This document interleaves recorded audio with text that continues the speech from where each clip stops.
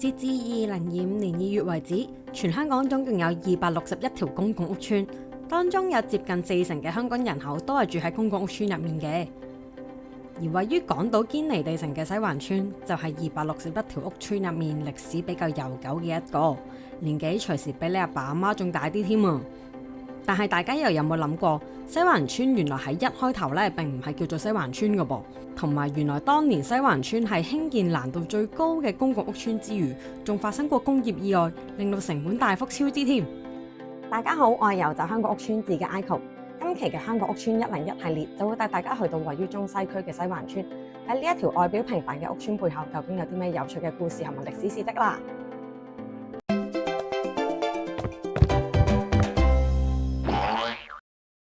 西環邨全村總共設有5座嘅大廈，咁每一座大廈咧都係以方位嚟命名嘅，而且咧同現時嘅大廈唔少咧都係用樓嚟命名，好唔同嘅。咁西環邨嘅大廈咧一律咧都係以苑台嚟命名嘅，就好似係中苑台啊、西苑台啊、北苑台啊、南苑台同埋東苑台等等嘅。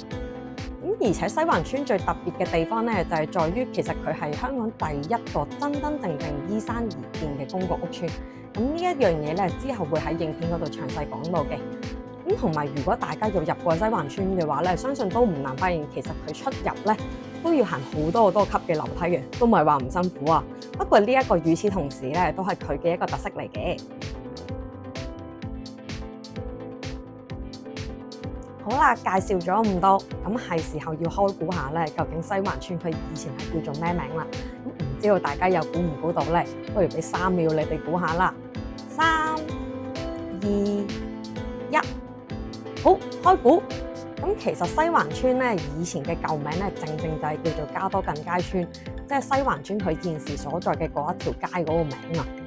咁如果係屋邨嘅名，咁用翻佢條街嗰個名，聽落去都會 make sense 咯。咁點解最後又唔用，又要叫翻做西環邨呢？咁其實嗰個原因咧係相當之簡單嘅。咁事關當陣時政府咧已經係正式咁樣去規劃翻即係西環區呢一個地方，咁就諗住嚟緊去做翻個發展嘅。咁佢哋咧就為咗方便市民去識別翻即係呢一個地區啦，咁於是乎咧就將即係加多近街邨呢一個名咧就改成今時今日嘅西環邨啦。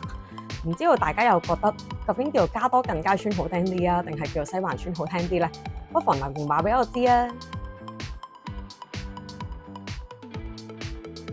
好啦，跟住咧就係嚟到影片最重要嘅一個部分，就係當年點解西環邨會被譽為建築難度最高嘅公共屋邨之餘，同埋當年西環邨到底發生咗啲咩事，而導致到建築成本大咁樣超支呢？我哋一齊解構下啦！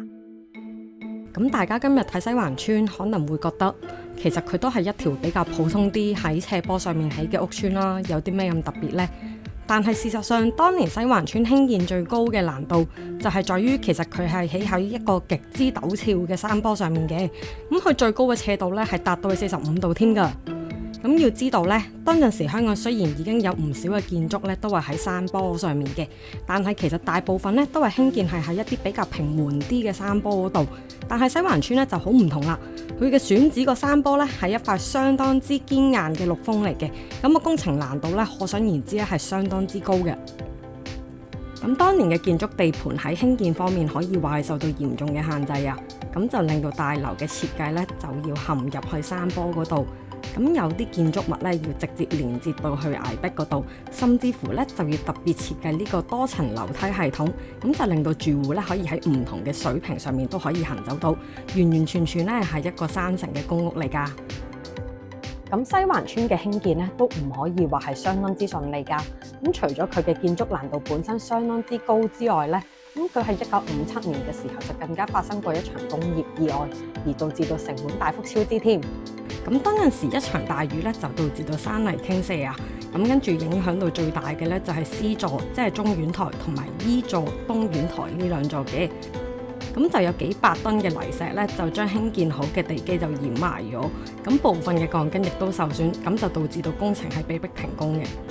咁當陣時政府就選擇咗用一啲粗石等等嘅物料去加固翻成個地基，咁但係亦都因為咁樣，所以就導致到成個項目工程咧就嚴重超支咗。咁政府咧就要額外再俾多4萬幾蚊嘅港紙出嚟，咁就去加固翻成個地基。4萬港紙可能你而家聽翻都唔係好多啫，但係以當陣時嘅價格嚟講，可以話係相當之高昂㗎。咁與此同時啦，再加埋特殊嘅地形啦，咁就令到施工成本咧係相當之高昂，咁就令到西環村最終嘅建築預算咧，就由原本嘅大約70幾萬港紙，咁就增加到超過85萬嘅港紙㗎。咁有一個小小嘅題外話咧，可以同大家分享嘅。咁當年接手負責西環村設計嘅則師咧，其實係喺戰後曾經任職過公務司署嘅總建築師，咁就50年代離開咗政府私人執業嘅 TSC Fairfield。咁其實呢一個咧都唔係一個好簡單嘅任務嚟㗎，都可以話相當之具挑戰性嘅。